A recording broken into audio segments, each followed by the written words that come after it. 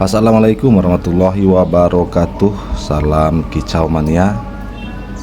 Dimanapun kita berada, mudah-mudahan kita selalu dilindungi dan diberikan kesehatan, keselamatan dimanapun kita berada. Saya hari ini akan sedikit menjelaskan bagaimana cara rawatan trotolan murai umur 2 bulan. Dan untuk melanjutkan video ini, saya berharap untuk kita dan sahabat-sahabat kicau mania untuk menekan tombol subscribe, like, dan komen, dikarenakan itu sangat berarti untuk perkembangan dari channel YouTube kami ini. Oke, kita lanjut. Jadi untuk rawatan trotol yang milik saya ini, hasil ternakan saya sendiri, kemarin menetas 3 ekor, 3 telur menetas menjadi 3 ekor anakan murai, 2 jantan dan 1 betina. Dan langkah-langkah yang sudah saya lakukan sampai dia sekarang umur 2 bulan adalah setelah umur 1 bulan dilolos sama disuapin makan sama indukan di dalam aviari, itu saya lakukan pemanenan.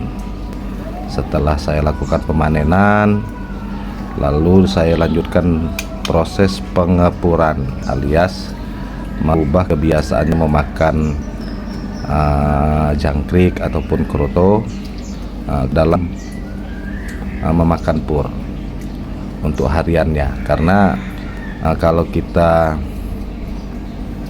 sudah panen seperti ini, sudah ada di dalam kandang kotak seperti ini, dia tidak lagi makan serangga-serangga ya, seperti jangkrik ataupun kroto, telur semut itu, ulat ataupun yang lain-lainnya. Tapi kita kasih makan pur, tapi tetap kita berikan jangkrik pagi ataupun sore. Tetapi pur itu berguna untuk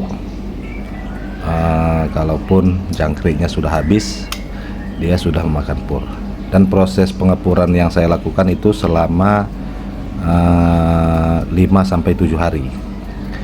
Kemarin sudah saya bahas di video sebelumnya tata cara bagaimana melakukan pengepuran anakan murai yang baru dipanen dari aviari ataupun tangkaran. Kalau punya saya ini 1 bulan dia diloloh indukannya sendiri yang meloloh sampai dia umur 1 bulan dia siap panen dan sudah mengerti makanan, mematuk makanan sendiri, baru saya panen dan saya lakukan pengepuran. Pengepuran itu saya lakukan selama proses 5-7 hari. Setelah dia 7 hari sudah terlihat pantau kotorannya sudah berwarna hijau, berwarna seperti purnya, baru kita proses lanjut ke tata cara dia untuk kita ajarkan mandi keramba.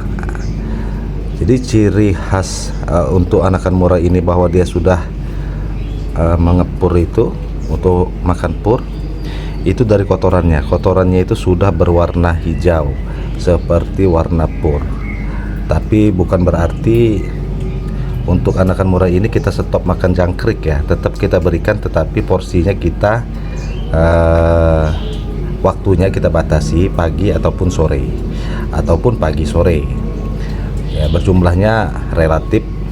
Kalau saya ini saya berikan jangkrik pagi 20, mungkin masih bersisa sampai siang, habis dia sudah makan pur. Lalu sore saya berikan kembali jangkrik 5-10 ekor, itu juga pun bersisa sampai malam.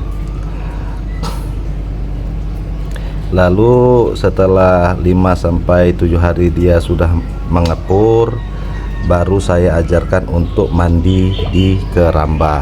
Keramba seperti itu, mandi keramba agar dia terbiasa dari kecil tuh sudah tahu tempat untuk mandi keramba. Itu saya ajarkan sampai seminggu 3 kali.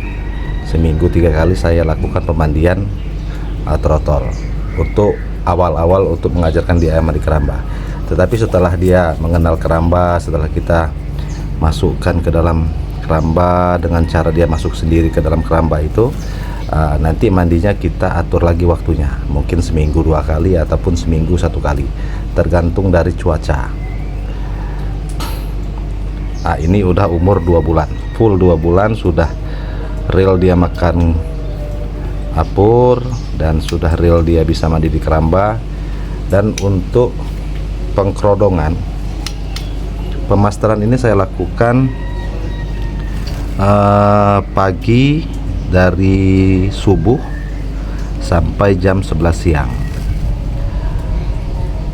Jam 11 siang saya off kan, jam 2 saya masteri lagi.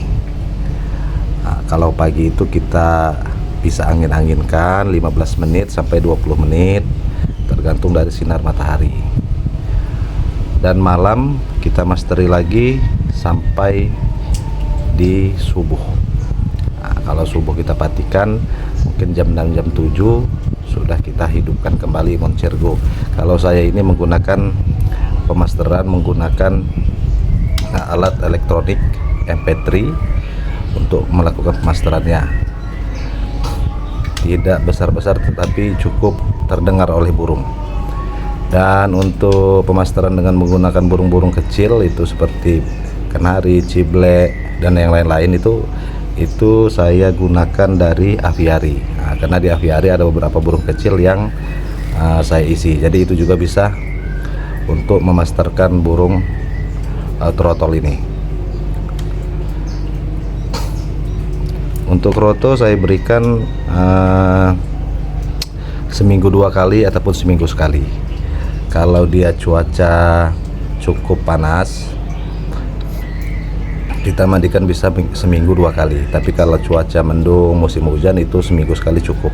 Untuk pembersihan kandang, kotorannya itu saya lakukan 2 hari sekali. Karena kalau sudah lebih dari 3 hari itu udah lumayan kotor ya.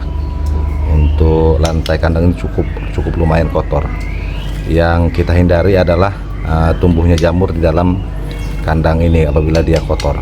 Karena terkadang minumannya ini bisa jatuh melembab di kotoran itu dan menimbulkan jamur. Nah itu yang kadang-kadang menimbulkan penyakit untuk di trotol ini. Jadi kalaupun bisa 2 hari sekali sudah kita bersihkan. Untuk minumannya, untuk minum itu tiap hari pagi atau sore itu minum pasti saya ganti, saya bersihkan cepuknya. Karena terkadang ada kotorannya juga masuk ke dalam minuman itu, sama ada lumut, harus kita bersihkan menghindari penyakit. Dan untuk pengkerodongan, burung ini full saya kerodong, hanya dikeluarkan pagi itu saya buka kerodong 15 menit sampai 20 sampai setengah jam, sambil burung diangin-anginkan dan dijemur. Habis itu jam 10 pagi udah saya kerodong kembali dan saya gantung di dalam rumah untuk dimasteri. Begitu juga dengan sore. Habis asar saya buka kerodong 15 menit sampai setengah jam, saya jemur, angin-anginkan, lalu kerodong kembali. Dan kerodong ini kalau bisa, ini kerodongnya, ini saya jemur juga. Karena terkadang kerodong ini kan lembab, basah karena minuman yang ada di dalam kandang kotak. Itu juga kalau kita jemur, kerodongnya basah, itu menyebabkan lembab itu menyebabkan jamur itu menimbulkan penyakit ke trotol ini. Untuk menjaga kesehatannya, untuk penjemuran kita lakukan relatif 15 sampai setengah jam. Kita ngelihat sinar matahari, kalau dia cukup terik tidak perlu lama-lama, yang penting dia terkena sinar matahari. Karena sinar matahari itu juga bagus untuk tumbuh kembang dari trotol ini. Ini trotol udah berumur 2 bulan, full tanggal 22 bulan 10 dia menetas. Sekarang sudah 22 Desember, artinya sudah 2 bulan full. Nah ini itu ciri burung yang memang dia kekurangan sinar matahari. Dia mengembangkan sayapnya, mengepakkan sayapnya dan menjemurkan, artinya dia memang butuh sinar matahari.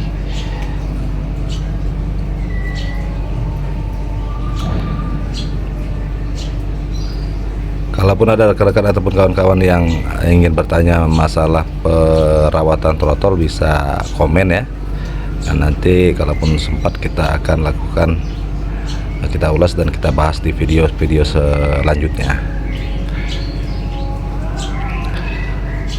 Kalau trotol sampai umur 45 bulan sebelum dia ke lepas trotol itu kita gunakan aja kandang kotak.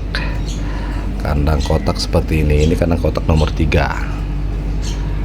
Ini saya biarkan di kandang ini sampai dia beranjak ke pastol. Nanti setelah ekornya ambrol, setelah tumbuh ekor baru kita pindahkan ke kandang yang lebih besar, karena ekornya nanti ini lumayan agak panjang. Kalau kandang kotak ini nomor 3 dia bisa merusak tumbuh kembang dari ekornya, nanti bisa bengkok, bisa patah, bisa rusak.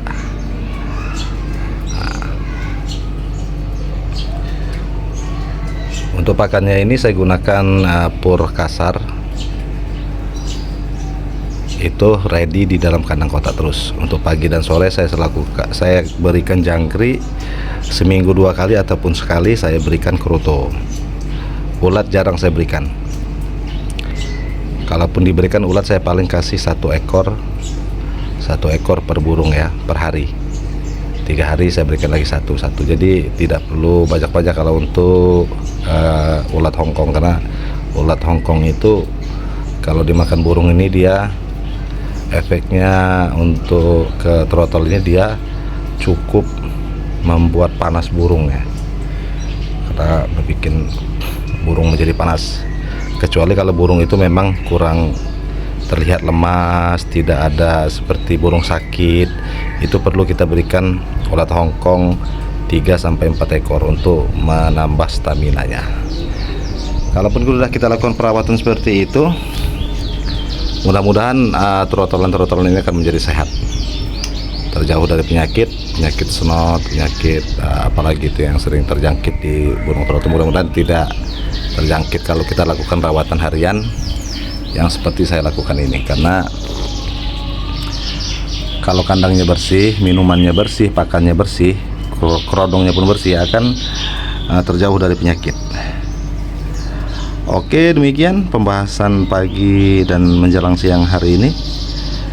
Wabillahi taufiq wal hidayah. Wassalamualaikum warahmatullahi wabarakatuh.